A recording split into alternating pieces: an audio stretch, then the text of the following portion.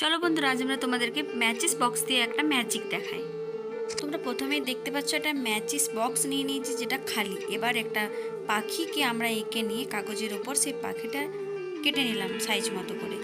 আরও একটি ছোট টুকরো কাগজ কেটে নিয়ে পাখিটাকে এইভাবে বসিয়ে আমরা পিন দিয়ে আটকে নিলাম। আর সেই ম্যাচিস বক্সটার উপরে আমরা আঠা দিয়ে পাখিটিকে ভালোভাবে আটকে দিলাম। এবার বোতলের ঢাকাটাকে আমরা পাখিটির পাত্র হিসাবে আঠা দিয়ে আটকে নিলাম। এবার পাখিটার লেজের দিকে একটা আমরা দড়ি বেঁধে নিয়ে দড়িটাকে আমরা ম্যাচিস বক্সের সাথে আটকে নিলাম।